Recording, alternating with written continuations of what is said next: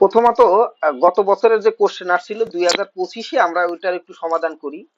যে code of civil procedure 1908 এর নিচে কোনটি আপিল আদালতের এখতিয়ার? অর্থাৎ দা কোড অফ সিভিল প্রসিজার অর্থাৎ সিপিসি ধারা অনুযায়ী আহ, বলছে যে আপিল আদালতের এখতিয়ার কি।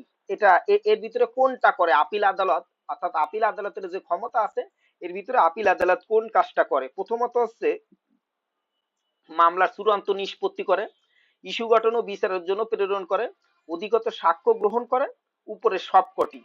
এইটা কোনটা হবে উত্তর? আচ্ছা, এইটা কোনটা হবে? এখানে উপরে সবকটি আছে, অর্থাৎ আপিল আদালত উপরে সবকটি কাজই করে থাকে। অর্থাৎ দেওয়ানি কার্যবিধির 107 ধারা অনুযায়ী আপিল আদালতের কাজ কি? অর্থাৎ এখানে এখতিয়ার মানে ক্ষমতা। আপিল আদালতের কাজ কি? আপিল আদালতের কাজ হচ্ছে প্রথমত যদি তার কাছে কোনো মামলা আসে, অর্থাৎ নিচের হাই লোয়ার কোর্টে যদি কোনো মামলা নিষ্পত্তি হয়ে যায় এবং বাদী বা বিবাদী সে রায়ে যদি সংক্ষুব্ধ হয়, তাহলে উপরের আদালতে সেটা যে আপিল করে, তাহলে আপিল কোর্টের প্রধান কাজটা হচ্ছে ওনারা কি করেন, ওই মামলাটা নেন, ওই মামলাটা নিয়ে ওনারা চাইলে ওই মামলাটা ফিনিশ করে দিতে পারে, তার মানে চূড়ান্ত নিষ্পত্তি করে দিতে পারে। যদি ওনারা মনে করেন যে ঠিক আছে নিচের চূড়ান্ত ভাবে নিষ্পত্তি করে। দ্বিতীয়ত হচ্ছে ইস্যু গঠন ও বিচারের জন্য প্রেরণ, অর্থাৎ ওই মামলার ওই যে এলসিআর লোয়ার কোর্ট রেকর্ড ওইগুলো দেখে যদি মনে হয় যে নিম্ন যে আদালতটা বিচার করছে এই বিচারের একটা ইস্যু গঠন করা হয়নি বা ইস্যু গঠন করার জন্য বিচারটা ফলপ্রসূভাবে হয়নি, তখন ওরা কি করতে পারে, ওই লোয়ার কোর্টের যে ইটা ছিল ওরা উচ্চ আদালত, তার মানে যিনি আপিল আদালত, এই আপিল আদালত তখন ইস্যু গঠন করে এবং বিচারের জন্য প্রেরণ করে। দেখা গেল এটা করলো না, তাহলে সে কি করলো, ওই চূড়ান্ত নিষ্পত্তির জন্য অধিকতর সাক্ষ্য গ্রহণ করতে পারে। হ্যাঁ, চূড়ান্ত নিষ্পত্তির জন্য অধিকতর সাক্ষ্য গ্রহণ করতে পারে। এছাড়াও মনে করেন যে ওই যে নিচের আদালতের নথিপত্র এগুলো চাইতে পারে, বা আরো মামলার যে অধিকতর তদন্তের কাজগুলো করতে পারে।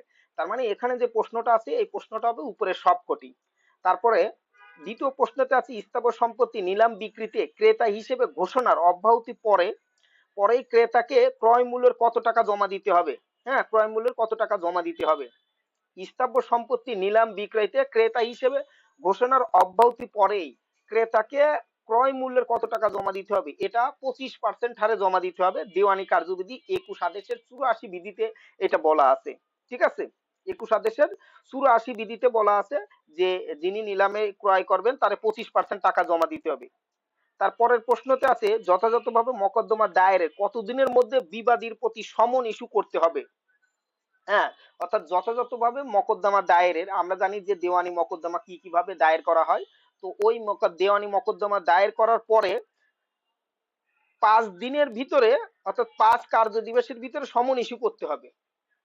ঠিক আছে, এরপরে আমরা কিছু প্রশ্ন পড়বো। সেই প্রশ্নটা হচ্ছে আমরা আহ, কিভাবে আমরা শর্ট আউট করব, অর্থাৎ একটা প্রশ্ন রেখে বাকিগুলো কিভাবে আউট করব। হ্যাঁ, কারণ ওই ইসের সাথে আমরা শুধু মানে আমি উত্তর বললে আপনাদের কাছে, আমি যখন এই ইটা পড়বো আপনারা ওই তখন ইটা নিয়ে নেবেন, মানে প্রশ্নপত্রটা নিয়ে নেবেন, যাতে আপনাদের কাছে 4টে থাকলে আমি যখন বলতেছি আপনারা তখন টিক দিতে পারলেন যে উত্তর এইটা এইটা হবে। আপনারা ওই 3টে অপশন পড়ে নেবেন অনেক সময়, হ্যাঁ 3টে অপশন পড়ে নেবেন। আচ্ছা, পেনাল কোড 1860 এর কত ধারায় ডিফেমেশনের সংজ্ঞা দেওয়া আছে? অর্থাৎ ডিফেমেশন মানে মানহানি। পেনাল কোডের কত ধারায় মানহানির সংজ্ঞা দেওয়া আছে? মানহানির সংজ্ঞা দেওয়া আছে 499 ধারায়। পেনাল কোডের 320 ধারা অনুসারে কত শ্রেণীর আঘাতকে গুরুতর আঘাত বলে গণ্য হয়? হ্যাঁ, কত শ্রেণীর আঘাতকে গুরুতর আঘাত বলে গণ্য হয়? হ্যাঁ, আশিক ভাই কমেন্ট 8 শ্রেণী। করা হয়েছে, বলেন বলেন। ভাই ওই যে আপনারা যে প্রশ্নটা পড়ান ওইটা ওই সালটা বলে দিলে তাহলে আমরা ওই সাল অনুসারে বের করতে পারবো আর কি। কারণ সব তো মিলে না, দেখি খুঁজতে খুঁজতে তো অনেক ইয়ে যায়। ও আচ্ছা, আমি মেলে বের না করলাম। তার কারণ, আচ্ছা মেলে না তার আর একটা কারণ হচ্ছে কি, আপনারা সবাই জানেন যে বার কাউন্সিলের যে কোশ্চেন, এই কোশ্চেন গুলো হয় কি, ওই যে আমার কাছে ক সেট আর একজনের কাছে খ সেট, কারোর কাছে গ সেট, হয়তোবা আপনি যেটা পড়তেছেন ওটা হয়তোবা গ সেট, কিন্তু আমি আর আপনি যদি একই বই পড়ি বা একই কোশ্চেন প্যাটার্ন পড়ি তাহলে ওই ওখানে কিন্তু একই হবে। মানে আপনি যে প্রশ্নটা পড়তেছেন এই প্রশ্নটা কি আমার দেওয়া প্রশ্ন নাকি অন্য কোনো ভাবে ম্যানেজ করছেন এটা? না, আপনি যেটা দিচ্ছেন আর কি। এটা আপনি দিয়েছিলেন ভাই, আপনার সাথে যা পড়েন আমরা খুঁজে পাইনি, মানে কি ওই করা যায়? মানে এই যে আমি বের করলাম 25 সাল তো খুঁজেই পাচ্ছি না ভাই, 25 সাল তো কোশ্চিনই নাই ওখানে দেখতেছি আপনার দোয়াটা। আচ্ছা, তাহলে আমি মনে হয় লেটেস্টটা দেইনি, আমি লেটেস্টটা না দিয়ে আমি মনে হয় ওই পুরাতনটা দিয়ে ফেলছি। ঠিক আছে, আমি আমাকে তাহলে লেটেস্ট একটু দিয়ে দেন ভাই, আমরা প্রিন্ট দেবো নি কাল। ও আচ্ছা আচ্ছা, আমি তাহলে লেটেস্টটা দিইনি, আমি পুরাতনটা দিয়ে দিছি। ওই পুরাতনটায় 25 সাল কোশ্চেন নাই আমার, আর আমি হ্যাঁ, লেটেস্ট যেটা পড়ি বা পড়াই এইটাই হচ্ছে 25 সাল পর্যন্ত আছে, মানে সর্বশেষ এই এপ্রিল মাসে যে কোশ্চেনটা হয়েছে এটা আছে। ঠিক আছে, আর তাহলে আপনি ওইটা একটু এটা দিয়ে দেন ভাই। দেন না এটা। এটা এটা আমি আজকেই দিয়ে দেবো। হ্যাঁ, আমি তো আচ্ছা, এতদিন ভাই তো জানি না এই যে। হ্যাঁ বলেন ফরিদ ভাই, ভাই। আজকে আজকে কত সালের কোশ্চেন পড়াচ্ছেন? কত সালে এটা? 2020 সালের পড়ছে এখন। আচ্ছা আমি এখন, আচ্ছা ওই 2000, আমরা যেহেতু তাহলে ধারাভিত্তিক ভাবে চলে যাই। আমি গত পর্যন্ত 16 পর্যন্ত তো পড়ছিলাম, তাহলে আজকে আমরা 17 পর্যন্ত পড়ি। হ্যাঁ, 17 থেকে শুরু করি।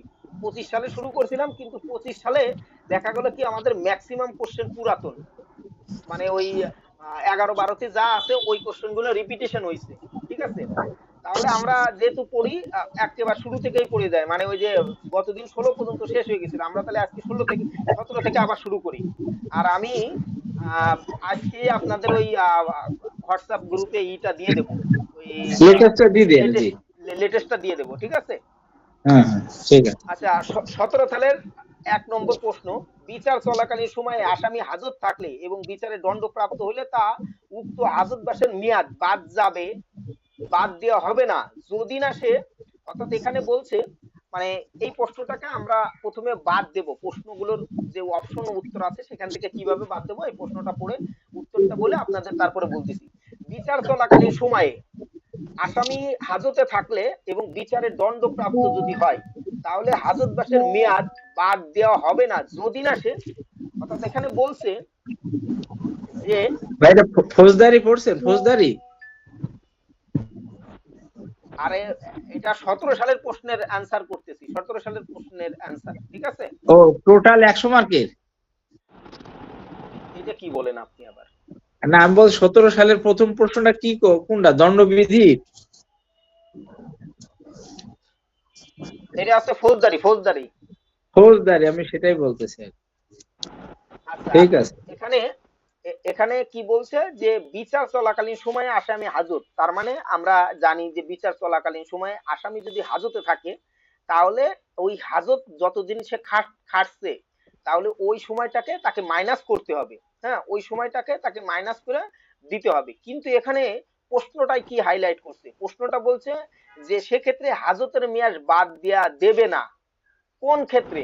যদি আসামি মৃত্যুদণ্ডে দণ্ডিত হয়, তারপরে যাবজ্জীবন কারাদণ্ডে দণ্ডিত হয়, তাহলে 12 বছরের কারাদণ্ডে দণ্ডিত হয়, ক এবং খ যদি হয় তাহলে কোন ক্ষেত্রে বাদ দেওয়া যাবে না?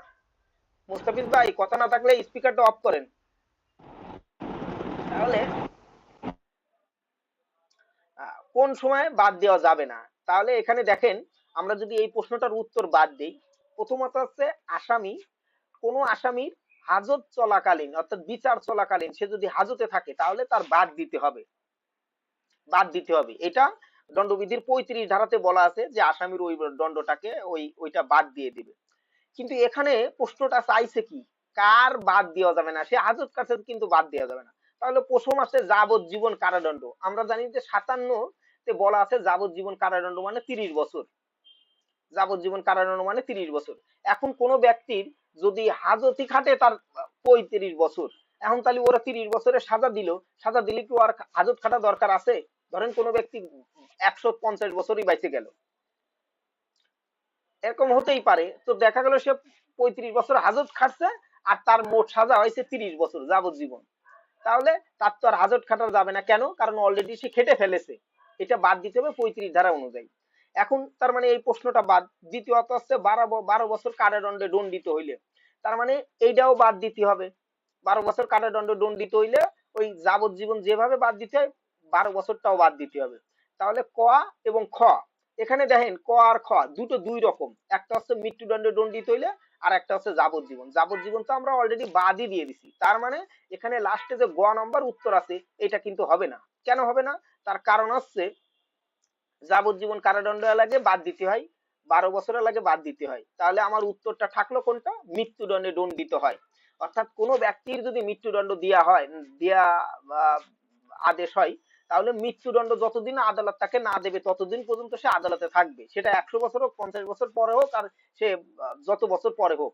তার মানে সে যে জেল হাজতে ছিল এতদিন, ওইটা এখানে কোনো ভ্যালু নেই ওর। কিন্তু মৃত্যুদণ্ড ব্যতীত অন্য সকল কারাদণ্ডের আদেশের ক্ষেত্রে এটার ভ্যালু আছে। আমৃত্যু যেটা বলা হয়, আমৃত্যু। না, আমৃত্যু আবার অন্য জিনিস। অন্য জিনিস। ঠিক আছে। আচ্ছা আশিক ভাই, আপনার হাতটা নামাই দি, আপনার তো আর কিছু বলা নেই, আছে? কিছু বলার নাই ভাই, বন্ধ করে দেন। ওকে। এরপরে আমাদের দ্বিতীয় প্রশ্ন, বিচার চলাকালীন সময়ে আসামি যে মেয়াদের কারাবাস ভোগ করে, তার যদি সে দণ্ডে দণ্ডিত হয়েছে তার মেয়াদ অপেক্ষা বেশি হয়, তাহলে আসামির কি হবে? আমরা কিছুক্ষণ আগেই পড়েছি, যদি কোনো ব্যক্তির 3 বছর সাজা হয় কিন্তু বিচার চলাকালীন সময় সে 4 বছর সাজা খেটে ফেলেছে, তাহলে তার কি হবে? এখানে এই প্রশ্নটা, তার এই প্রশ্নের উত্তর হবে যে তাকে সাথে সাথেই ছেড়ে দিতে হবে। এখন আসেন 2 নম্বর প্রশ্নের উত্তর কি ছিল? উত্তর ছিল অর্থদণ্ড যদি থাকে তা মওকুফ হবে, কারাবাস থাকে তাহলে তাকে ছেড়ে দেওয়া হবে, নতুন করে কারাবাস শুরু হবে। ক এবং খ। হ্যাঁ, এখানে কোন উত্তরটা? তার মানে অর্থদণ্ড মওকুফ হবে কিনা, এইটা তো ওই বেশি খাইতে ফেলেছে এর সাথে কোনো সম্পর্ক যুক্ত না। তারপরে তাকে কারাবাস থেকে ছেড়ে দিতে হবে, এই প্রশ্নটা রাখলাম। আর দ্বিতীয়টা হচ্ছে নতুন করে কারাবাস শুরু হবে। আমরা জানি যে দণ্ডবিধি, ওই ফৌজদারি কার্যবিধি 35 ধারা অনুযায়ী সবসময় হাজত চলাকালীন সময়ে সেটাকে কারাবাস হিসেবে মেয়াদ কাউন্ট করা হয়, কারাবাস হিসেবে ধরা হয়। হ্যাঁ, তার মানে এই নতুন করে কারাবাস শুরু হবে এই কথাটার কোনো ভিত্তি নাই, অর্থদণ্ড মওকুফ হবে এটারও কোনো ভ্যালু নেই। তাহলে উত্তর হবে কারাবাস থেকে তাকে ছেড়ে দিতে হবে যদি সে বেশি খেটে ফেলে। এরপরে 3 নম্বর প্রশ্ন আছে, প্রাথমিক তথ্য বিবরণী দায়ের না করলে সন্দেহের ভিত্তিতে পুলিশ আমলযোগ্য অপরাধের তদন্ত করতে পারে। অর্থাৎ প্রাথমিক তথ্য বিবরণী দায়ের না করলে সন্দেহের ভিত্তিতে পুলিশ আমলযোগ্য অপরাধের তদন্ত করতে পারে। কত ধারাতে? হ্যাঁ, কত ধারাতে এখানে সেটা বলা আছে। ফৌজদারি কার্যবিধির 157, ফৌজদারি কার্যবিধির 155, ফৌজদারি কার্যবিধির 158, ফৌজদারি কার্যবিধির 159। ঠিক আছে। অর্থাৎ এখানে ফৌজদারি কার্যবিধির যে আপনারা এক্ষেত্রে একটু জ্ঞান যদি না থাকে তাহলে আপনারা আন্দাজেই উত্তর দিতে হবে, কিন্তু তারপরও কিছু জিনিস আছে, যেমন আমরা 154 জানি, 154তে কি জিডি, ওই সরি জিডি করছি এজাহার। 155তে কি, মানে 156তে কি, 156তে হচ্ছে ওই 100 যে 54 করলো, 54তে যে এজাহার করলো এরপরে কিন্তু মামলার তদন্ত শুরু হয়ে যায়, 156তে মামলার তদন্ত শুরু হয়ে যায়। তার মানে এখানে দেখেন 156 আছে, নেই, তার মানে ওর সাথে নাই। এখানে প্রশ্নটা কি করছিল যে সন্দেহের ভিত্তিতে পুলিশ, সন্দেহের ভিত্তিতে পুলিশ, তার মানে এখানে 156 নেই, এখানে ফৌজদারি কার্যবিধির 157 ধারা হবে। অর্থাৎ আমলযোগ্য অপরাধ সম্পর্কে সন্দেহ হলে কেউ যদি প্রাথমিক তথ্য দায়ের নাও করে তবুও পুলিশ সন্দেহের ভিত্তিতে সেই অপরাধীকে আটক করতে পারে। এই যে আমি 155 বাদ দিলাম, 155 কেন? কারণ 155 হচ্ছে জিডি, অর্থাৎ অআমলযোগ্য অপরাধের ক্ষেত্রে। হ্যাঁ, জিডি কিন্তু অআমলযোগ্য, তার মানে 154 আমলযোগ্য অপরাধের ক্ষেত্রে এজাহার। তারপরে 155তে অআমলযোগ্য, আর 157 হচ্ছে আমলযোগ্য অপরাধের সম্পর্কে যদি পুলিশের সন্দেহ হয়, কেউ যদি প্রাথমিক তথ্য দায়ের নাও করে, তার মানে ওই যে ওই এফআইআর নাও করে, তাহলে পুলিশ ওই সন্দেহের ভিত্তিতে ওই অপরাধীকে আটক করতে পারবে। ঠিক আছে, এবং আটক করে ওই এফআইআর করে, হ্যাঁ, এজাহার করে মূল কপি জুডিশিয়াল ম্যাজিস্ট্রেটের নিকট প্রেরণ করবে। ঠিক আছে। আচ্ছা এরপরে, আচ্ছা সবাই একটু লাইনে থাকেন। হ্যাঁ, হ্যালো, আসসালামু আলাইকুম স্যার। আমি তো ভালো আছি, আপনি ভালো আছেন? হ্যাঁ, ঢাকায়।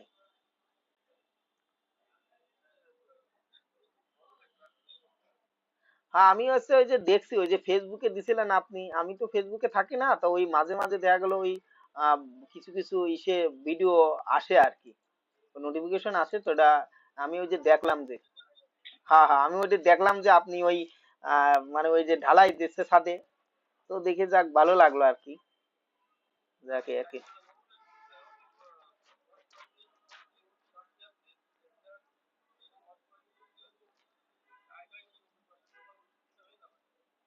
ও, যাক স্যার, করে ফেলেন। আমারও তো ওই যে ই স্যার বলছিল যে যদি 4 তলা বিল্ডিং হয়ে যায় ওই জায়গায় যদি নার্সারি করতে চায় তাহলে আমি কিছু ওই যে গাছ টাছ কিনে দেওয়ার কথা আমার বলছিল, তা আমার মনে আছে। তা ওই দেখি আর কি। হ্যাঁ, ভবন হয়ে যাক, তারপরে ওই নার্সারি বা লাইব্রেরির জন্য কিছু বই টই করবো না দেখি।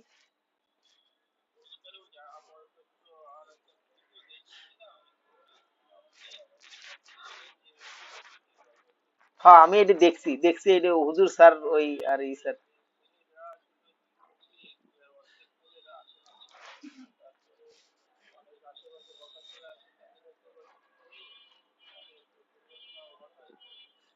স্যার,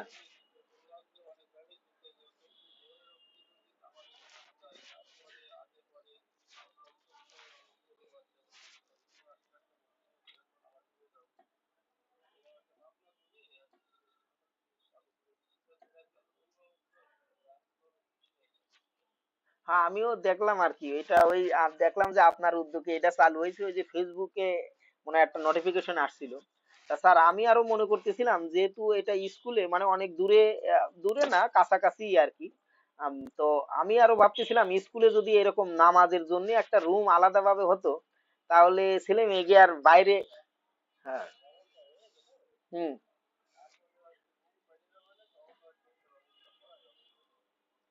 হ্যাঁ তো। ও,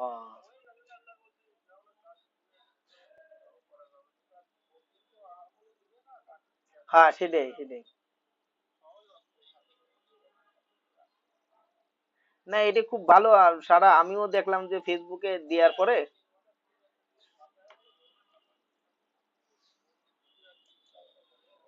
হ্যাঁ।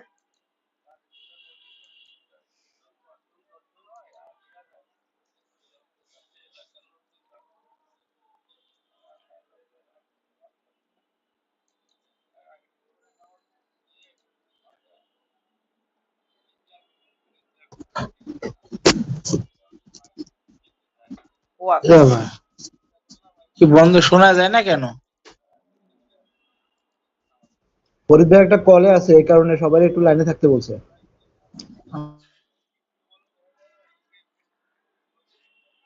হুম।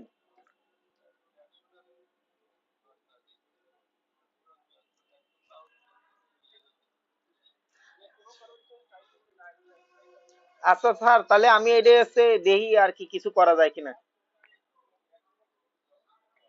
আচ্ছা স্যার, আমি তাহলে দেখতেছি, আমি এই মাসে ওই আমার ভাইবা আছে তো, ওই যে ঢাকা জজ কোর্টের ওই যে ইসে বার কাউন্সিলের আমার ভাইবা, বুঝছেন। আমি তো এই যে পিলি রিটেন সবই পাস করছি, এখন সামনে আমার মনে হয় 15 তারিখে ভাইবা। এই জন্য আমি আর বাড়িতে যাচ্ছি না, এই ভাইবা দিয়ে তারপর আমি বাড়িতে যাব। তো ওই সময় দরকার হলে আমি নিয়ে আসবো। এই 15 তারিখে, নভেম্বরের 15 তারিখে।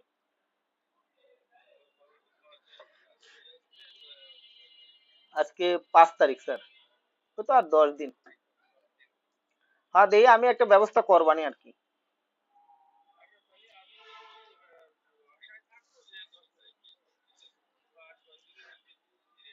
আর যদি স্যার একটা হয়, আপনি একটু ওই যে ফুলতলা বাজারে তো একসময় খোঁজ নিয়েন তো, 100টা টুপি কত টাকা নেয়।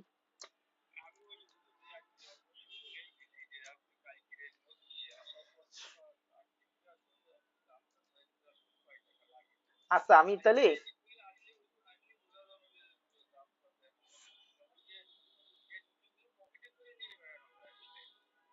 স্যার, তাহলে ওই যে সমস্যা নেই, আপনি হচ্ছে ওইটার খোঁজ নেন। আমি যদি ওই আমার অপেক্ষায় নাও থাকি, আমি দরকার হলে ওই টুপির টাকা পাঠাই দিলাম আর কি। ঠিক আছে। আচ্ছা, ঠিক আছে, তাহলে আমি ওই জানাই না, আমি ওই দরকার হলে ওই অপেক্ষা না থাকি ফুলতলাতে কিনে নিলেন, আমি টাকা দিয়ে দিলাম। আচ্ছা। হুম।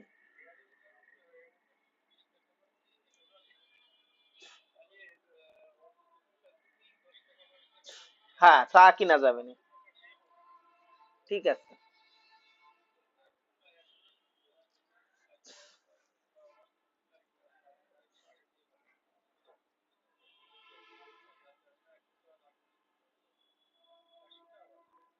হুম।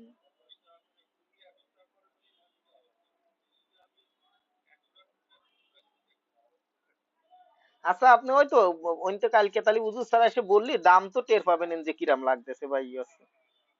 ঠিক আছে স্যার, তাহলে আমার কালকে রাত্রে জানান। আচ্ছা। হ্যাঁ আছে আর কি। স্যার দোয়া করেন আমার মানে বার কাউন্সিলে ভাইবা জানো হয়।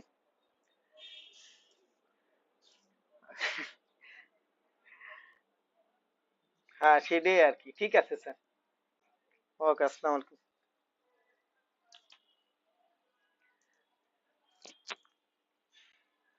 হ্যালো, সবাই শুনতে পাচ্ছেন? Hello, hello. জি, শুনতে পাই, শুনতে পাই। ওই স্কুলের হেড স্যার ফোন দিয়েছিল। হেড স্যার ফোন দিয়ে এখন ওই মানে বলতেছে যে আমাদের স্কুলে ওই ছেলে মেয়েদেরকে ওই মসজিদে ওরা নামাজ পড়ে আর কি। স্কুলে ওখানেই মসজিদ আছে, তো মসজিদে নামাজ পড়ে। তো দেখা গেল স্কুলে আসে তো ওরা, তো স্কুলে জোহরের নামাজ পড়ায় আর কি। আমাদের স্কুলে আবার জোহরের নামাজ পড়ায়, মানে স্কুলে যে যত ছেলে মেয়ে আছে আর কি, তাদেরকে ওই মসজিদে নিয়ে যায় নামাজ পড়ায় আর কি। হেড স্যার সাথে করে নিয়ে যায়, আবার নামাজ শেষে গুলি সাথে করে নিয়ে আসে। তো ওরা দেখা গেল টুপি আনে না, টুপি টুপি আনে না, ছেলেরা ওইভাবে খালি মাথায় নামাজ কালাম করে। তা আজকে আমার হেড স্যার বলতেছে যে তুমি 100টা টুপি কিনে দাও আমার স্কুলে। তা আমি এখন বললাম আর কি আমার কথা। আচ্ছা যাই হোক, আমরা কোন প্রশ্নটাই ছিলাম এটা? আচ্ছা যাই হোক, আমরা তারপরে প্রশ্ন চলে যাই আর কি। ম্যাজিস্ট্রেট ফাইনাল রিপোর্ট গ্রহণ করলে অভিযোগকারীকে নারাজি পিটিশন দায়ের করে, কিন্তু ম্যাজিস্ট্রেট নারাজি পিটিশন প্রত্যাখ্যান করলে সেই ক্ষেত্রে প্রতিকারটা কি হয়? এই প্রশ্নটা এর আগেও একদিন পড়ছি। আজকে এই প্রশ্নটার উত্তর মনির ভাই দেন। আমি আগের দিন এটা খুব চমৎকার ভাবে বলে দিয়েছিলাম। এখন মনির ভাই বলেন তো এই প্রশ্নটার উত্তর কি হবে? ভাই লাস্ট যেটা বলছেন সেটা। হ্যাঁ, এই যে ম্যাজিস্ট্রেট ফাইনাল রিপোর্ট গ্রহণ করলে অভিযোগকারী নারাজি পিটিশন দায়ের করে, আর কিন্তু ম্যাজিস্ট্রেট নারাজি পিটিশন প্রত্যাখ্যান করলে সেক্ষেত্রে প্রতিকারটা কি? অর্থাৎ নারাজি পিটিশন প্রত্যাখ্যান করেছে, তাহলে সেক্ষেত্রে প্রতিকারটা কি হয়?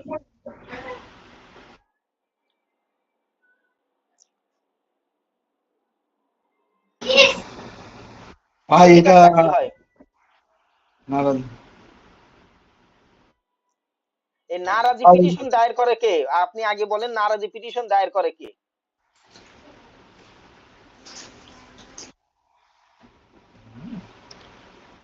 বলেন, ফৌজদারি মামলায় নারাজি পিটিশন দায়ের করে কে? শাহিদ ভাই আপনি বলেন তো, নারাজি পিটিশন দায়ের করে কে?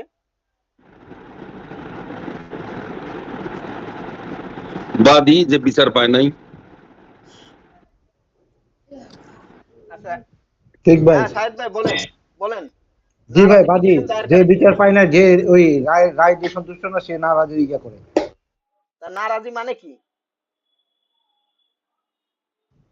মানে ভাই হলো রাজি না। একটা একটা রায় হয়েছে ভাই, হ্যাঁ, কিন্তু এই হ্যাঁ। রায়টা হচ্ছে আসামির মনপুত হয় নাই, মানে তার পক্ষে যায় নাই, বা তার কাছে এটা মনে হয়েছে যে এটা মানে তার পক্ষে, মানে পর্যাপ্ত রায় তার পক্ষে আসে নাই, ঠিক আছে, তখন সে আচ্ছা এই এই নারাজি করে আবেদন করতে পারবে, বাট এটাই তো আচ্ছা, ভাই। নারাজি পিটিশন প্রত্যাখ্যান হইলে তখন সে কি করবে? তার প্রতিকারটা কি? নারাজি পিটিশন প্রত্যাখ্যান হয়েছে, তখন সে ওই সরি নারাজি পিটিশনটা তার হয়েছে, ওর নাম যেন কি, ওই যে প্রত্যাখ্যান হয়েছে, সে তখন উচ্চ সেই বাদীর আদালতে আবেদন প্রতিকারটা কি? করবে, সেক্ষেত্রে সে উচ্চ আদালতে আবেদন করবে, বাট উচ্চ আদালতে আবেদন করবে মানে আপিল করবে, নাকি রিভিশন করবে, নাকি রিভিউ করবে, কোনটা করবে? এটা তো রিভিউ, রিভিশন, উচ্চ রিভিশন। আদালত রিভিউ। আচ্ছা তাহলে শাহিদ ভাই আপনি বলেন রিভিশন কেন?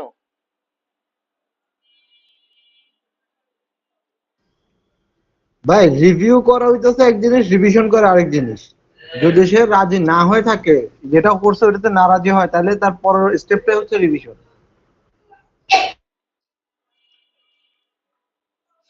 মানে রিভিশনের গ্রাউন্ডটা কি?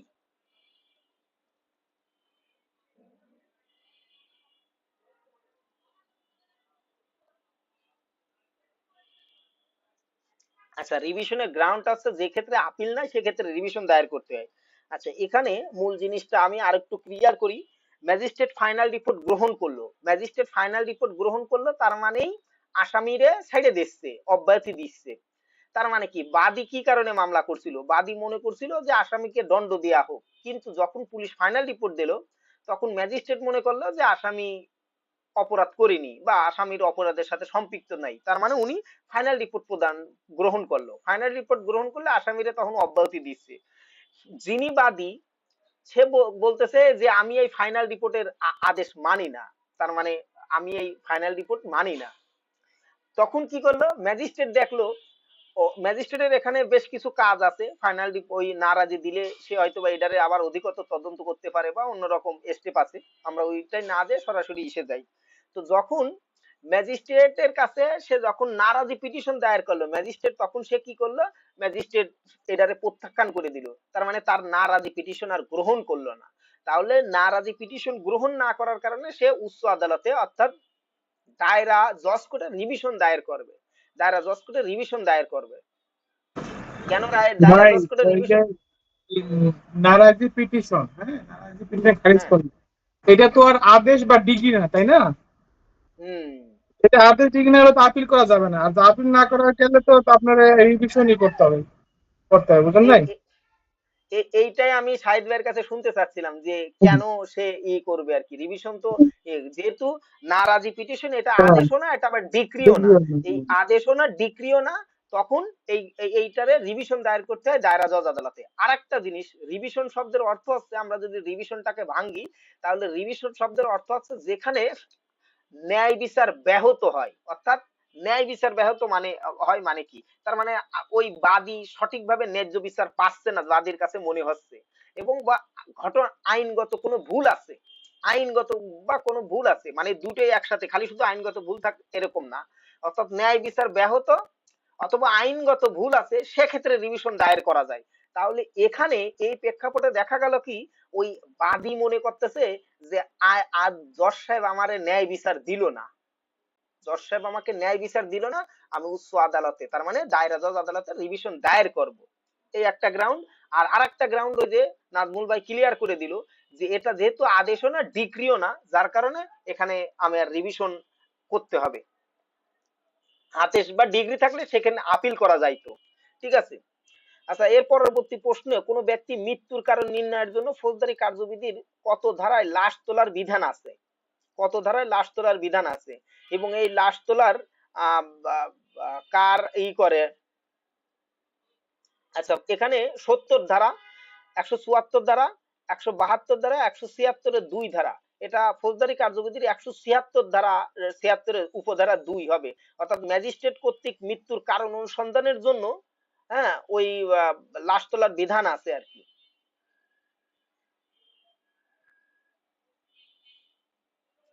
আচ্ছা, ক ঢাকাতে আহত হয় এবং উক্ত আঘাতের কারণে চট্টগ্রামে মারা যায়। এখন ক এর মৃত্যুর অপরাধের তদন্তের বিচার কোথায় হতে পারে? ঢাকাতে হতে পারে, খ চট্টগ্রামে হতে পারে, গ উক্ত দুই স্থানে হইতে পারে, ঘ উভয় স্থানে হইতে পারে। এখন এইটার উত্তর কি হবে?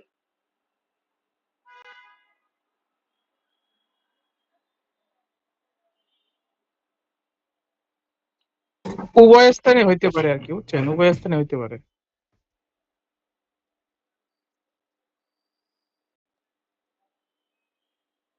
আচ্ছা, প্রশ্নটা আবার বলি, ক ঢাকাতে আহত হয় এবং উক্ত আঘাতের কারণে চট্টগ্রামে মারা যায়, তাহলে ক এর মৃত্যুর অপরাধের তদন্ত বা বিচার কোথায় হতে পারে?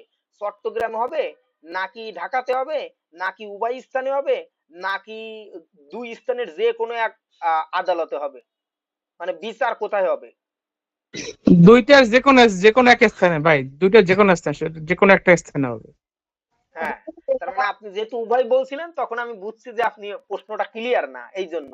তার মানে বিচার দুইটার তার সম্ভব না, বিচার দুইটার যে কোনো একটাতেই হতে হবে, বিচার দুইটার যে কোনো একটাতে হবে, ঠিক আছে। অপরাধ সংগঠনের স্থান অনিশ্চিত হলে অনুসন্ধান বা বিচারের স্থানে কোন কি স্থান কোন আইনের কত ধারায় বলছে। প্রশ্নটা হচ্ছে অপরাধ সংগঠনের স্থান অনিশ্চিত, অর্থাৎ কোথায় যে অপরাধ ঘটেছে সেই স্থান সম্পর্কে অনিশ্চিত। এটা ঢাকায় নাকি খুলনায় নাকি, মানে এমন হয়েছে এটা ওই ঢাকা খুলনা উদাহরণ দিলে হবে না, উদাহরণটা হচ্ছে এমন, যেমন মনে করেন পদ্মার মাঝখানে, হ্যাঁ পদ্মা নদীর মাঝখানে, না এটা শরীয়তপুরে পড়ছে নাকি মাদারীপুরে পড়ছে না মানিকগঞ্জে পড়ছে, এইরকম। যদি অপরাধ সংগঠনের স্থান অনিশ্চিত হয় এবং অনুসন্ধান বিচারের স্থান সম্পর্কে কত মানে বলছে যে আইনের কত ধারায় বলা আছে, হ্যাঁ ফৌজদারি আইনের কত ধারায় এটা বলা আছে।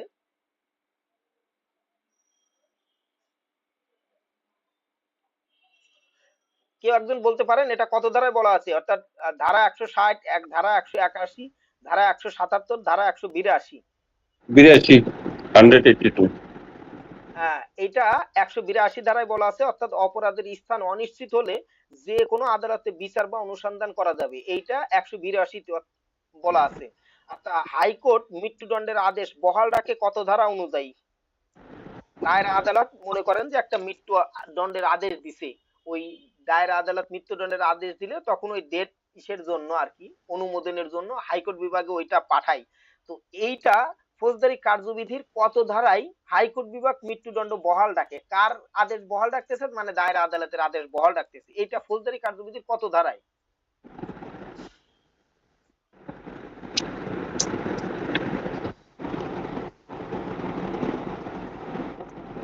বলেন, একজন বলেন। ভাই 303 ধারায়।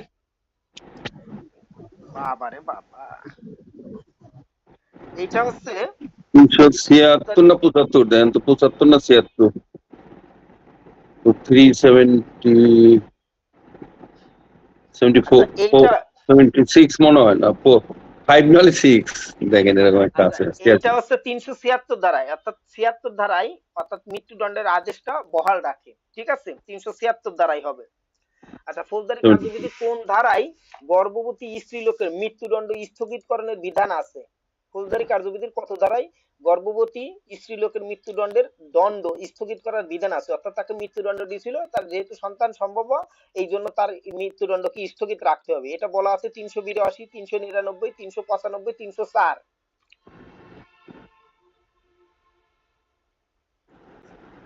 আচ্ছা, উত্তরটা হচ্ছে 382, অর্থাৎ 382 ধারা অনুযায়ী যদি কোনো গর্ভবতী স্ত্রী লোক মৃত্যুদণ্ড প্রাপ্ত হয়ে থাকেন তাহলে এই 382 ধারা অনুযায়ী তার মৃত্যুদণ্ড স্থগিত রাখবে, ঠিক আছে। নাবালক অপরাধী সংশোধন আগারে রাখার বিধান ফৌজদারি কার্যবিধির কত ধারায়? অর্থাৎ নাবালক যদি সে অপরাধ করে থাকে তাহলে তাদের ওই যে সংশোধনাগার কারাগারে রাখে, এটা কত ধারায় আপনারা কি কেউ জানেন?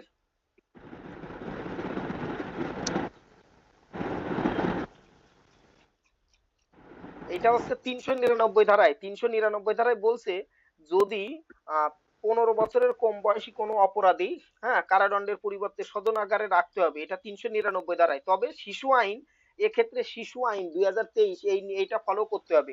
এই শিশু আইন 2013 এর আগে 399 ধারা অনুযায়ী 15 বছরের কম বয়সী কোনো অপরাধীকে তাকে ওই জেলখানায় রাখা হইতো না, ওদেরকে রাখতে হইতো শোধনাগারে, ঠিক আছে, যশোরে আছে। আচ্ছা, ফৌজদারি কার্যবিধির কোন ধারা অনুসারে সরকার বিশেষ কোন দিবসে দণ্ডপ্রাপ্ত ব্যক্তিদের সাধারণ ক্ষমতার আওতায় দণ্ড মওকুফ করতে পারে? ফৌজদারি কার্যবিধির কত ধারা? এটা আমরা টিভি সিনেমাতে দেখছি, হ্যাঁ, নায়ক তার ওই প্রতিশোধ নিতে যায়, সে ভিলেনকে মেরে ফেলছে, খুন করে ফেলছে, এমন তারে মৃত্যুদণ্ড দিয়েছে, পরবর্তীতে সিনেমার লাস্টে যাই দেখি যে সরকার তারে মুক্তি দিয়ে দিয়েছে, নায়ক বাড়ি ফিরে আইছে, হ্যাঁ। এটা ফৌজদারি কার্যবিধির কত ধারায়?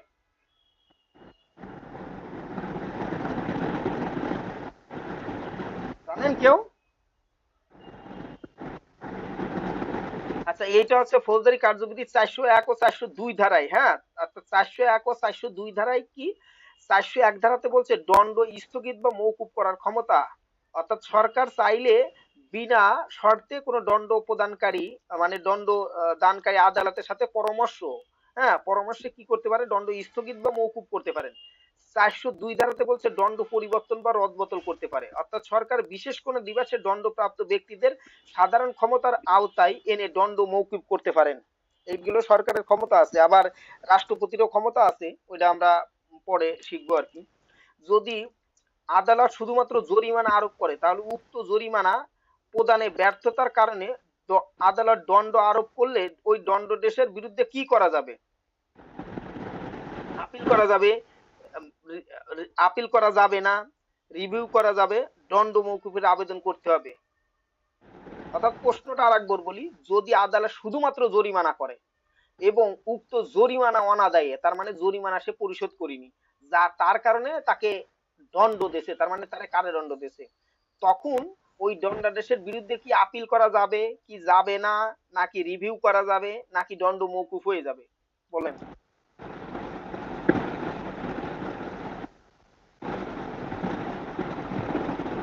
আপিল করা যাবে। আপিল করা যাবে, হুম। শিওর?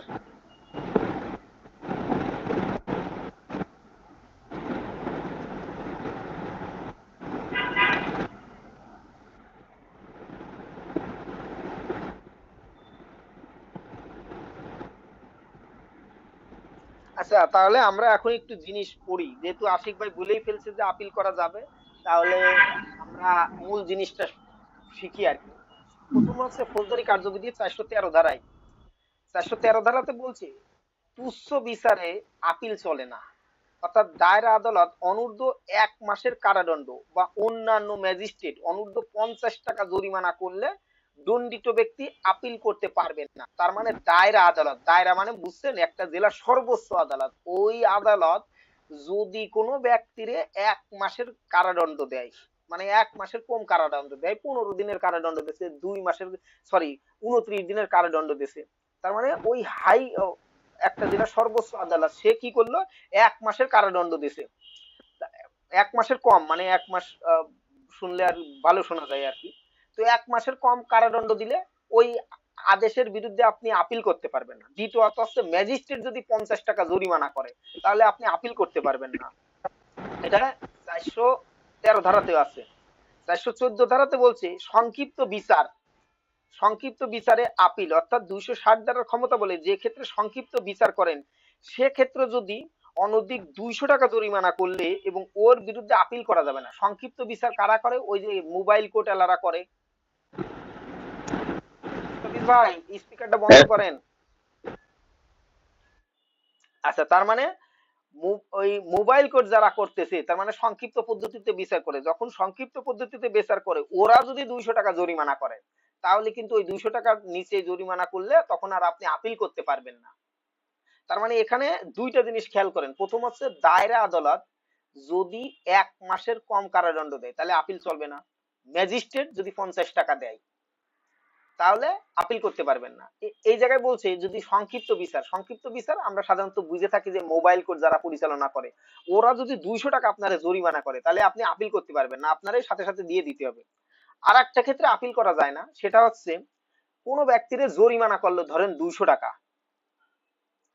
না 500 টাকায় জরিমানা করলো, তার জেল হাজত ফাজত কিছুই হইলো না, তারা বললো যে ভাই আপনি 500 টাকা জরিমানা দিয়ে দেন, আপনি অপরাধ করছেন, দিয়ে দেন, যে আদালত হোক। এখন এই 500 টাকা তার দিতে হবে।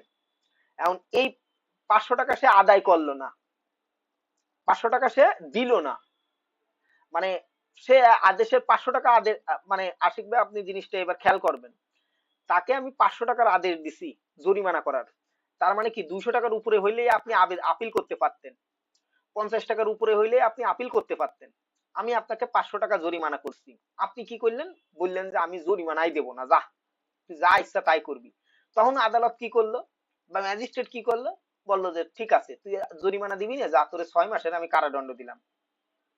এখন আপনাকে কারাদণ্ড খাটতে হবে, ওই কারাদণ্ডের বিরুদ্ধে আপনি আর আপিল করতে পারবেন না। কেন পারবেন না? কারণ এইটা তো আপনি ওই যে তেড়ামি করছেন, আপনার জরিমানা করছিল, আপনি জরিমানা পরিশোধ করেননি, এই জন্যই আপনার কারাদণ্ড দিছি। এখন এই কারাদণ্ডের বিরুদ্ধে আপনার আর আপিল চলবে না, কারণ এই কারাদণ্ড কিন্তু আপনার মূল দণ্ড না, এটা আপনার একটা সাবসিডিয়ারি দণ্ড।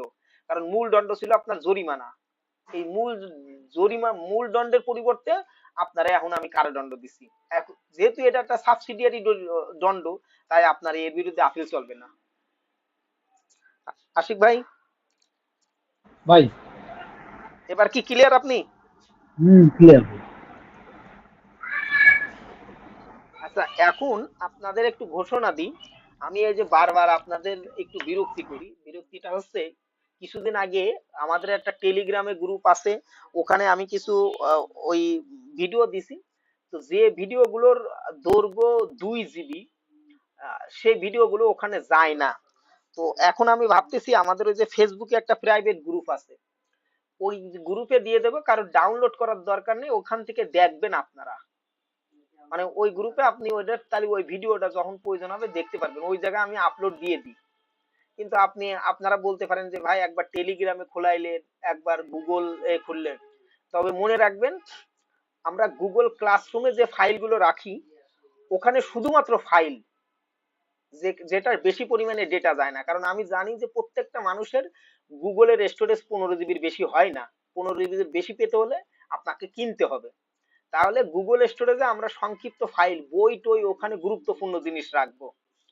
আর টেলিগ্রামে সার্কুলার টার্কুলার যা আছে সেইগুলো রাখবো। আর এই ফেসবুকে এখানে এই গ্রুপে ভিডিও টিডিও থাকবে, এখানে ফাইলও আছে, কোশ্চেনও আছে, সবকিছুই আছে। কারণ এই ফেসবুকে এখানে আপলোডের কোনো নাই, মানে লিমিটেশন নাই। আপনার যত বড় ভিডিও হোক না কেন সেটা আপনি দিতে পারবেন, ঠিক আছে? এই কারণে আমরা এই ভিডিওগুলো এই জায়গায় দিয়ে রাখবো। আপনারা দেখা গেল এখন কেউ ক্লাস করতে পারেননি, বা দেখা গেল কালকে কেউ অসুস্থ ছিলেন, আজকে কেউ অসুস্থ হইলেন, ওই গ্রুপে ঢুকবেন, ঢুকে সে দেখে নিবেন যে রেগুলার ওখানে ক্লাস আপলোড থাকবে। ডেট দেখে দেখে আপনি খেয়াল করবেন যে কোন ডেটে আমি ক্লাস করিনি, ওই ডেটটা ভিডিওটা আমি দেখে নিই, ঠিক আছে? আচ্ছা, এরপরে আমাদের পরবর্তী প্রশ্নে যাই। আচ্ছা, পরবর্তী প্রশ্ন হচ্ছে আপিল আদালত সরাসরি আপিল খারিজ করতে পারে ফৌজদারি কার্যবিধির কত ধারায়? ফৌজদারি কার্যবিধির 421 ধারায় আপিল আদালত সরাসরি আপিল খারিজ করতে পারে, ঠিক আছে? সরাসরি আপিল খারিজ করতে পারে। ফৌজদারি কার্যবিধির কত ধারায় আপিল অ্যাবেটমেন্টের বিধান আছে? 431 ধারায় আপিল অ্যাবেটমেন্টের বিধান আছে।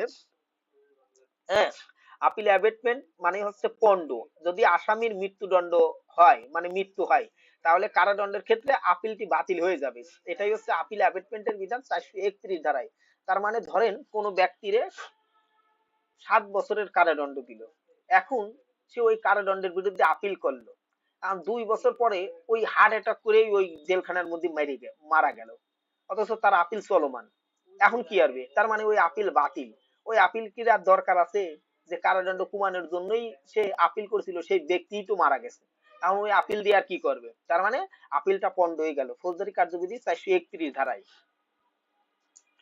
ফৌজদারি কার্যবিধির কোন ধারায় আত্মপক্ষ সমর্থনের অধিকার কোন আসামিকে দেওয়া হয়েছে? অর্থাৎ ফৌজদারি কার্যবিধির কত ধারায় আত্মপক্ষ সমর্থনের অধিকার দেওয়া হয়েছে? 236, 260 গ, 244, 340।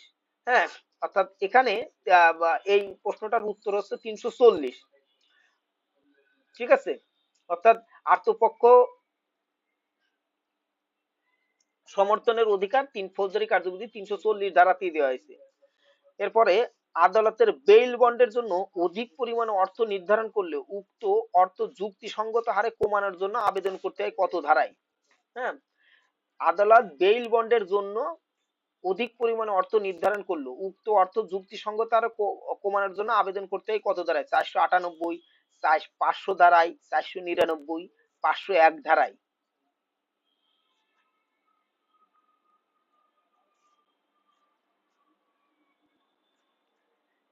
আচ্ছা বলেন তো, 498 ধারায় আর একটা বিধান আছে, এই যে আপনারা কি কেউ বেইল বন্ডের অর্থ কি জানেন? বেইল বন্ড মানে কি? জানি। কি বলেন তো?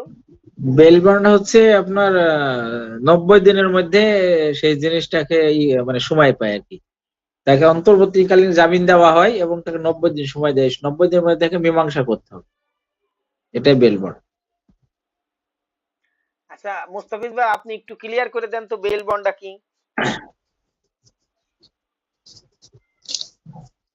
মুস্তাফিজ ভাই, আপনি একটু বলেন বেইল বন্ডটা কি?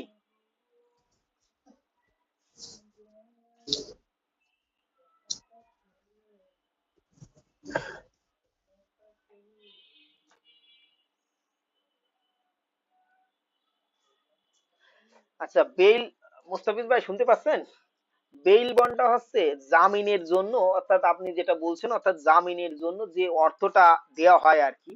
এটা ফৌজদারি কার্যবিধির 498 ধারাতে, 498 ধারাতে অনেক সময় এই যে আমরা জানি যে দায়রা জজ আদালত আর হাইকোর্ট ডিভিশন আগাম জামিন দিতে পারে, ঠিক আছে। আর এই জামিনের জন্য যে অর্থ নির্ধারণ করা হয় আর কি, এইটাই হচ্ছে বেইল বন্ড। আর এখানে বলছে যে বেইল বন্ডের জন্য অধিক পরিমাণ অর্থ নির্ধারণ করলে উক্ত অর্থ যুক্তিসঙ্গত কারণে কমানোর জন্য আবেদন করতে হয় ফৌজদারি কার্যবিধি 498 ধারা অনুযায়ী, ঠিক আছে। 498 ধারা অনুযায়ী, অর্থাৎ ওই বেল বন্ডের অর্থ, তার মানে বেল বন্ড মানে কি, ওই জামিনের জন্য একটা টাকা নির্ধারণ করে, একটা টাকা নির্ধারণ করে যে এই পরিমাণ টাকা আপনাকে দিয়ে জামিনটা নিতে হবে। তো ওই অর্থ দেখা গেল কোন একজন রিকশাচালক কোন একটা অপরাধে তাকে ফাঁসাই দিছে এবং সে জামিনের আবেদন করছে। এখন রিকশা চালকরে বললো তুমি 5 লাখ টাকা ওই বেইল বন্ড দিয়ে তুমি জামিন নিয়ে চলে যাও। এখন একটা রিকশা চালক কি সে 5 লাখ টাকা ম্যানেজ করতে পারবে? ওর কি এটা জামিন দিতে চাইলো নাকি ওর সাথে মস্কারা করলো যে তুমি 5 লাখ টাকা বেইল বন্ড দিয়ে তুমি মিয়া জামিন নিয়ে চলে যাও? এটা তার মানে কি হলো এখানে? এরকম যদি মনে করে সে ব্যক্তি যে আমি একটা রিক্সা চালক, আমারে 5 লাখ টাকা বেইল বন্ড দিয়েছে, এটা তো হয় না, আমারে দেবে হচ্ছে 100 টাকা, 200 টাকা, 300 টাকা এরকম দেবে। তো তখন এই যে 498 ধারা অনুযায়ী এই বেইল বন্ডের এই অর্থ কমানোর জন্য আবেদন করতে হয়, ঠিক আছে। আচ্ছা, ফৌজদারি কার্যবিধির কোন ধারাতে সম্পত্তি বা দলিল বাজেয়াপ্ত করা হয়? ফৌজদারি কার্যবিধির কত ধারাতে ধারাতে সম্পত্তি বা দলিল বাজেয়াপ্ত করা হয়? এটা আছে 517 ধারাতে। 517 ধারাতে এটা ওই সম্পত্তি বা দলিল বাজেয়াপ্ত করা হয়। এই 2017 সালে দেখতেছি যে খালি ফৌজদারি কার্যবিধির খালি ধারা থেকে প্রশ্ন আসছে। যত ধারা থেকে আসবে আপনাদের জন্য তত বেশি বিপদ, কারণ তত বেশি একটু মানে মনোযোগ দিয়ে পড়তে হবে যাতে এই ধারাগুলো মনে থাকে। আচ্ছা, এই ফৌজদারি কার্যবিধির কোন ধারায় আদালতের মামলা শুনানির জন্য যে কোনো পর্যায়ে সাক্ষী তলব করার ক্ষমতা আছে? ফৌজদারি কার্যবিধির 440 ধারাতে বলছে যে অনুসন্ধান বিচারিক কার্যক্রমে যে কোনো পর্যায়ে আদালত যে কোনো ব্যক্তিকে সাক্ষীকে সমন দিতে পারে এবং সমন ছাড়া উপস্থিত হয়ে যে কোনো ব্যক্তির জবানবন্দি নিতে পারে এবং পুনরায় তলব করতে পারে। এটা ফৌজদারি কার্যবিধির 440 ধারাতে বলছে। হাইকোর্ট বিভাগের সহজাত ক্ষমতা কত ধারায় আছে? এটা 561 ধারায় হাইকোর্ট বিভাগ তার সহজাত ক্ষমতা প্রয়োগ করতে পারে, তার মানে ইনহারেন্ট যে পাওয়ার, এটার কথা বলা আছে। দণ্ডবিধির কত ধারায় জজের সংজ্ঞা দেওয়া আছে? অর্থাৎ দণ্ডবিধির 19 ধারাতে জজের সংজ্ঞা দিয়ে আছে, আপনারা সবাই একটু দেখে নেবেন আর কি, মানে 19 ধারা একটু বিস্তারিত পড়ে নেবেন। আচ্ছা, নিচের কোন ক্ষেত্রে জয়েন্ট লায়াবিলিটির কথা বলা আছে? অর্থাৎ নিচের কোন ক্ষেত্রে জয়েন্ট লায়াবিলিটির কথা বলা আছে? সাধারণ অভিপ্রায় থাকলে, অপরাধমূলক জ্ঞান ও অভিপ্রায়ের অপরাধ করলে, কতিপয় কার্যের একটি সম্পাদনের মাধ্যমে অপরাধে সহযোগিতা করলে, সবকটি। অর্থাৎ জয়েন্ট লায়াবিলিটি এটা 34 ধারার একটা বিধান। এই বিধান সম্পর্কে কোনটা হবে? সাধারণ অভিপ্রায় থাকলেই কি জয়েন্ট লায়াবিলিটি বা যৌথ দায় হবে, নাকি অপরাধমূলক জ্ঞান ও অভিপ্রায় নিয়ে অপরাধ করলে হবে, নাকি সম্পাদিত কাজের একটি সম্পাদনে সহযোগিতা করলে হবে, নাকি সবকটি হবে?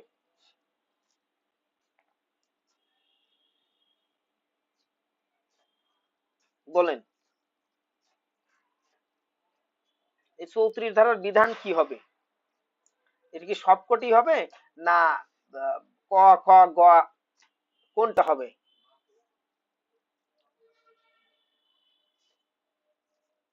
আচ্ছা, এখানে প্রশ্নের উত্তর হবে সবকটি। অর্থাৎ 34 ধারাতে বলছে জয়েন্ট লায়াবিলিটি মানে যৌথ দায়। এখানে বলছে যে সাধারণ অভিপ্রায়, অভিপ্রায় মানে মনের ইচ্ছা, একটা প্ল্যান, একটা জিনিস নিয়ে চিন্তা করতেছি, আমরা দুইজনে রাজি হয়ে আমরা কোনো কাজ করতে চাচ্ছি, তার মানে যৌথভাবে করতে চাচ্ছি, এটা সাধারণ অভিপ্রায়। অভিপ্রায় মানে কি ইন্টেনশন, হ্যাঁ। অপরাধমূলক জ্ঞান ও অভিপ্রায় নিয়ে অপরাধ করলে সেক্ষেত্রে বলছে যে আমরা যে অপরাধটা করব সেই অপরাধের জ্ঞান আমাদের আছে যে আমরা দুইজন মিলে চুরি করব, তার মানে চুরি একটা অপরাধ এবং এই অপরাধ করলে আমরা মাইর খাবো। এই জ্ঞান ও জ্ঞান আমাদের আছে, এই যে আমরা যে কাজটা করতে যাচ্ছি এটা অপরাধ।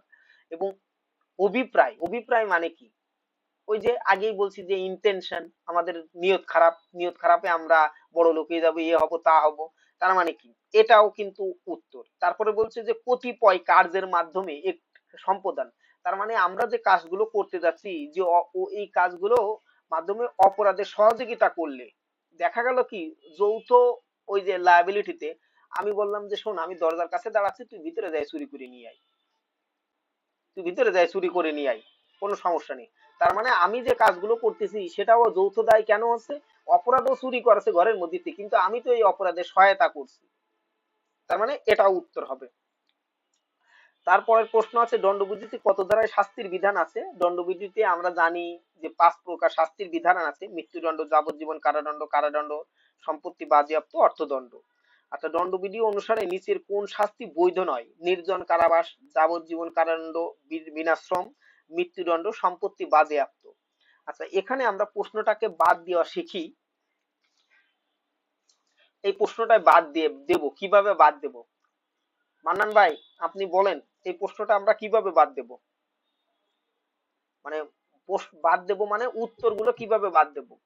বলা জি আছে দণ্ডবিধি, প্রশ্নটা বলেন তো। পড়ি আপনি। জি দণ্ডবিধি অনুসারে নিচের কোন শাস্তিটি বৈধ নয়? 1 মৃত্যুদণ্ড, 2 জি সম্পত্তি বাজেয়াপ্তকরণ, 3 জি নির্জন কারাবাস, 4 যাবজ্জীবন কারাদণ্ড, বিনাশ্রম, অর্থাৎ যাবজ্জীবন বিনাশ্রম কারাদণ্ড। কোনটি বৈধ নয় দণ্ডবিধিতে? ও, মানে দণ্ডবিধি বৈধ নয় হচ্ছে যাবজ্জীবন বিনাশ্রম, আচ্ছা, এটা বৈধ যাবজ্জীবন নয়। বিনাশ্রম হ্যাঁ, কেন? কারণ কেন? হচ্ছে যাবজ্জীবন হইলে তার সশ্রম কারাদণ্ড হবে, মানে মৃত্যুদণ্ড হইলে তার সশ্রম কারাদণ্ড হবে। হ্যাঁ, এটাই মনে রাখতে হবে যে হ্যাঁ মৃত্যুদণ্ড এটা দণ্ডবিধিতে বৈধ আছে, হ্যাঁ সম্পত্তি বাজেয়াপ্তকরণ এটা দণ্ডবিধিতে বৈধ আছে, নির্জন কারাবাস এটা দণ্ডবিধিতে বৈধ আছে, এর ভিতরে হ্যাঁ যাবজ্জীবন কারাদণ্ড এটাও বৈধ, কিন্তু ওর সাথে লাগাই দিয়েছে যে ওই ব্যক্তি কোনো কাজ করবে না, মানে বিনাশ্রম, ও খালি ও নবাবের ঘুমাবে আর শুয়ে খাবে। থাকবে। হ্যাঁ, তার মানে এই যে দণ্ডবিধিতে বৈধ না, কেন বৈধ না? কারণ আছে কারণ শ্রম দিতে যাবজ্জীবন হবে। মানেই হচ্ছে আপনাকে অনেক দিন থাকতে হবে, যে এতদিন কি সরকার আপনারে বসায় বসায় খাওয়াবে? একটু কাজ কাম কোনদিন করবেন না? তাকে গাছ লাগাইতে হবে, সেই গাছের ফল ধরাইতে হবে, ফল ধরে আবার জনগণকে খাওয়ানো লাগে। আচ্ছা, যাই হোক, এরপরে সরকার মৃত্যুদণ্ড হ্রাস করে যে কোনো দণ্ডে রূপান্তরিত করতে পারে দণ্ডবিধির কত ধারায়? হ্যাঁ, অর্থাৎ দণ্ডবিধির 54 ধারা অনুযায়ী সরকার মৃত্যুদণ্ড দেশ, অর্থাৎ কোন মৃত্যুদণ্ড প্রাপ্ত কোনো আসামিকে মওকুফ করে বা পরিবর্তন করতে পারেন, এটা দণ্ডবিধির 54 ধারাতে বলা আছে, ঠিক আছে? অর্থাৎ মৃত্যুদণ্ড হ্রাস করে যে কোনো দণ্ডে পরিণত করতে পারে। আর 55 ধারাতে বলা আছে সরকার যাবজ্জীবন কারাদণ্ড হ্রাস বা পরিবর্তন করে, হ্যাঁ, আহ, যে কোনো দণ্ড দিতে পারে। আর আহ, আহ, এই 55 ধারাতে বলছে যে সরকার এই যাবজ্জীবন কারাদণ্ডকে পরিবর্তন করে যে কোনো দিতে পারে, তবে এই যাবজ্জীবন সেটার যে মেয়াদ এইটা মানে 20 বছর মেয়াদের, মানে অনধিক 20 বছরের বেশি দেবে না যাবজ্জীবন যেটা ছিল। আর 55 কতে বলছে যে রাষ্ট্রপতি যে কোনো ব্যক্তির দণ্ড মওকুফ করে দিতে পারে, বুঝছেন? আচ্ছা, দণ্ডবিধির কত দ্বারা রাষ্ট্রপতির ক্ষমতা প্রদর্শনের বিশেষ অধিকার দেয়া হয়েছে? কিছুক্ষণ আগেই তো বলে ফেললাম যে 55 ক ধারা অনুযায়ী যে অপরাধের একমাত্র শাস্তি জরিমানা, সেক্ষেত্রে জরিমানা অনাদায়ে কি হবে? আগেই বলছি যে জরিমানা অনাদায়ে কারাদণ্ড হবে, এবং এই কারাদণ্ডটা কি হবে? এই কারাদণ্ডটা বিনাশ্রম হবে। তার মানে এই কারাদণ্ড যেটা দিছে এই কারাদণ্ডটা আপনার বিনাশ্রম হবে। কেন? কারণ এখানে যে কারাদণ্ডটা, এই কারাদণ্ড কিন্তু আপনার মূল অপরাধ না, অর্থাৎ মূল শাস্তি না, এটা হচ্ছে অর্থদণ্ড আদায় করেননি তার জন্য কারাদণ্ড দিছে, তাহলে এই কারাদণ্ড আপনার সুখী হইলে বসে আপনি কাটাই দিবেন, আপনার কোনো কাজ করা লাগবে না, আপনি খালি খাবেন আর ঘুমাবেন, এইভাবে মনে রাখবেন, ঠিক আছে? অর্থাৎ যে ক্ষেত্রে একমাত্র শাস্তি জরিমানা, ওই জরিমানা অনাদায়ে যদি কারাদণ্ড হয় তাহলে ওই কারাদণ্ডের বিরুদ্ধে আপিল চলে না, আর দ্বিতীয়ত হচ্ছে ওই কারাদণ্ড হবে বিনাশ্রম। আচ্ছা, দণ্ডাদেশের প্রদানের পরবর্তী কত বছরের মধ্যে অর্থদণ্ড আদায়যোগ্য? দণ্ডাদেশ প্রদানের, মনে রাখতে হবে কোনো ব্যক্তিকে যদি শাস্তি দেওয়া হয় মানে দণ্ডাদেশ দেওয়া হয় তাহলে এবং তার সাথে যদি জরিমানা করা হয় তাহলে জরিমানাটা আদায় করতে হবে 6 বছরের মধ্যে। তবে যদি কোনো ব্যক্তি 6 বছরের অধিক কারাদণ্ডে দণ্ডিত হয়, যেমন মনে করেন কোনো ব্যক্তির যাবজ্জীবন কারাদণ্ড দিয়েছে, তাহলে তার ওই দণ্ডের মেয়াদের মধ্যে তার করে আদায় করতে হবে। ঠিক আছে। আচ্ছা, দণ্ডবিধির কত ধারায় সাধারণ ব্যতিক্রম সমূহের কথা উল্লেখ আছে, অর্থাৎ এটা উল্লেখ আছে 4র্থ অধ্যায়ে। হ্যাঁ, সাধারণ ব্যতিক্রম সমূহ তার মানে ওই যে আইনগত হয়ে কেউ অপরাধ করলে সেটা হবে না, কোনো শিশু যদি অপরাধ করে ওইটা হবে না, কোনো ডাক্তার যদি হয় যদি কাউকে অপারেশন করতে যে মেরে ফেলে সেটা অপরাধ হবে না, এইগুলো হচ্ছে ব্যতিক্রম। এটা দণ্ডবিধির 4র্থ অধ্যায়তে বলা আছে। কোনো ব্যক্তি মিথ্যা এজাহার দায়ের করলে তার শাস্তির বিধান দণ্ডবিধির কোথায় উল্লেখ আছে, এটা দণ্ডবিধির 211 ধারাতে বলা আছে। অর্থাৎ কোনো ব্যক্তি অপর কোনো ব্যক্তির ক্ষতি সাধনের উদ্দেশ্যে মিথ্যা মামলা দায়ের করলে তার 2 বছরের সশ্রম অথবা বিনাশ্রম কারাদণ্ড, হ্যাঁ, অথবা উভয় দণ্ড হতে পারে। ঠিক আছে। কিন্তু যদি কোনো ব্যক্তির মিথ্যা দণ্ড যাবজ্জীবন কারাদণ্ড বা সর্বনিম্ন 7 বছর কোনো কারাদণ্ডে দণ্ডিত করার জন্য মিথ্যা অভিযোগ করে এবং তবে তাহলে তার সর্বোচ্চ 7 বছর কারাদণ্ড জরিমানা করা যাবে। ঠিক আছে। অর্থাৎ এক্ষেত্রে দেখা গেল কি বিচার বিভাগীয় কার্যক্রমে যদি করা হয় আর কি, অভিযোগ করা হয়, তাহলে তার কারাদণ্ডের মেয়াদ হবে 7 বছর। মুস্তাফিজ ভাই কিছু বলবেন?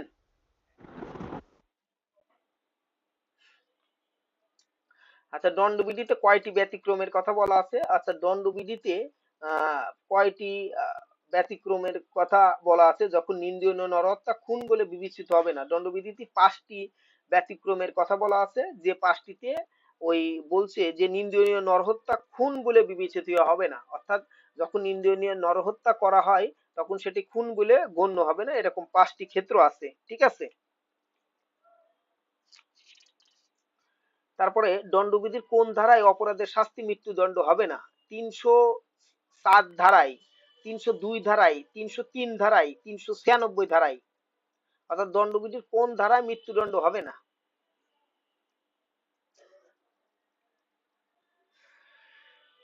বলেন। এর মাধ্যমে আজকে আমাদের প্রশ্ন শেষ করব। 302 বাদে আর সবগুলো হবে না কেন? 302 এ কি মৃত্যুদণ্ড? হবে 396 তে কি? মানে খুনের বিচারটা 302 307 ধারায় আছে, মৃত্যুদণ্ড হবে না 307 ধারায়। ও মানে কোনটা হবে না? বুঝছি 96 তো খুন ছড়াগাটি, ওটা মৃত্যুদণ্ড। 302 এ বুঝতে পারছি। তার মানে 303ও কিন্তু মৃত্যুদণ্ড। হ্যাঁ, তার মানে এখানে মৃত্যুদণ্ড হবে 396 আর 302 এই তিনটা বাদ আর একটা যেটা থাকে ওইটা। আচ্ছা, এখন আজকে এই পর্যন্ত। আপনাদের কাছে এখন আর একটা পরামর্শ চাচ্ছি, আপনারা কি এই প্রশ্নের এইভাবে উত্তর করে যাব নাকি আমরা আবার বইতে চলে যাব? বলেন তো। আবার বইয়ে গেলে ভালো হয়। বইতে যাব। মনির ভাই আপনি কি বলেন? ভাই এমসিকিউটাই ভালো ছিল, আমাদের সামনে তো এমসিকিউ পরীক্ষা। ওই বইটা দেখলে এমসিকিউ এমনি হয়ে যাবে। তাই? হ্যাঁ, আপনি সামারিটা খালি বলে যাবেন বই দেখে, আরে আমরা এমসিকিউটা আমাদের মতো আমরা পড়ে নেব। আচ্ছা, আমি যেহেতু আজকে রাত্রে আপনারা এইটা আপনাদেরকে দিয়ে দিচ্ছি, হ্যাঁ, লেটেস্টটা দিয়ে দেন ফরিদ ভাই। লেটেস্টটা আপনাদেরকে আজকে রাত্রে আমি এখনই লেটেস্টটা দিয়ে দিচ্ছি। আপনারা ওই এটা করে নেবেন, মানে এটা পড়বেন, আর এইটা আমি বিস্তারিত আলোচনা করব। আর আপনাদের মানে এখন যে প্রশ্নগুলো আছে, পরবর্তীতে যে প্রশ্নগুলো মানে 17 পর্যন্ত, 17-র পরে আর কয়টা পরীক্ষা হয়েছে? 2টা না 3টা জানো? সেই আমার তো আজকে 17 শেষ হয়ে গেল, তা মনে করেন 2টা 3টা প্রশ্নতে সব রিপিটেশন আছে, ম্যাক্সিমাম রিপিটেশন। এই জন্য আমি চাচ্ছি কেন আজকে এই প্রশ্নটা আপনাদের বললাম যে বইতে যাব নাকি প্রশ্নতে যাব, কারণ বাকি প্রশ্নগুলো সব রিপিট, কোনো না কোনো এই 12 থেকে এই পর্যন্ত আইছে, এর ভিতরে আছে। তো আপনাদেরকে আজকে আমি এইটা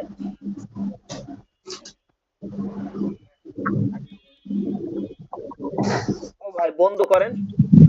আপনি বুঝছেন ফরিদ ভাই, আপনি 7টা বই আমাদের সামারি করে সুন্দরভাবে আমাদের একটা নখদর্পণ দিয়ে দেন, আর আমরা এমসি কোড আমাদের মতো আমরা রপ্ত করতে দেন, কাজ হয়ে যাবে ইনশাআল্লাহ।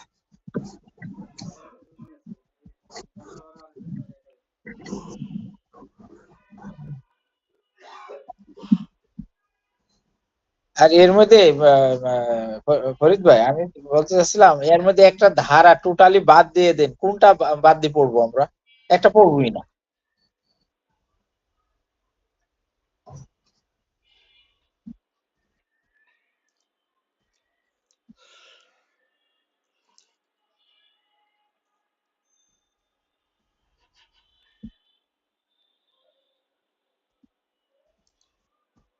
আচ্ছা শোনেন, ওই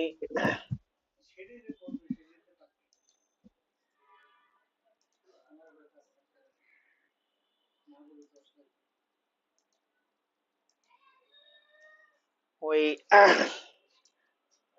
আমি এখন যে যে আজকে রাত্রে এটা দিয়ে দিচ্ছি, কারণ এটা রিপিটেশন আছে, আপনারা সবাই এগুলো দেখবেন। তারপরও আমার আর একটা ইচ্ছা আছে, যেহেতু আমাদের পরীক্ষা, আপনাদের পরীক্ষা 29 তারিখে, এর ভিতরে ওই প্রত্যেকটা সাবজেক্টের, এই 7টা সাবজেক্টের আমি আর কি মানে খুব দ্রুত সময়ে একটা বা দুইটা ক্লাসে এক একটা সাবজেক্ট শেষ করে যাব। মানে খুব গুরুত্বপূর্ণ বিষয়গুলো আমি পড়ে যাব। সব প্রশ্ন পড়বো না, জাস্ট যেগুলো অনেক গুরুত্বপূর্ণ। দেখা গেল প্রত্যেকটা সাবজেক্ট থেকে প্রায় 50-60টি করে ধারা পড়ে গেলাম, খুবই গুরুত্বপূর্ণ 50-60টি করে ধারা, তাহলে দেখা গেল আপনাদের এটা কভার হয়ে যাবে।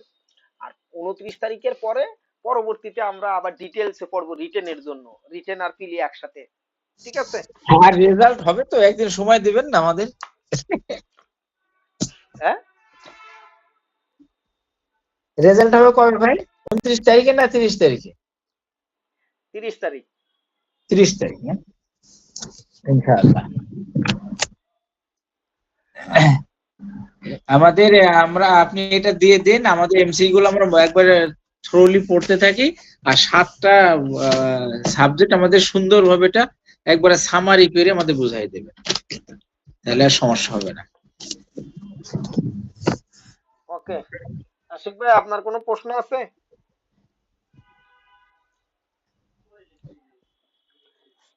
ভাই এটা কত আশিক পেজ ভাই, হবে প্রিন্ট দিতে? 150 পেজ হবে? না ভাই, প্রশ্ন নাই। শুনলাম আচ্ছা আপনি আশিক ওই ভাই, কোশ্চিন দিবেন। বলেন। বলছি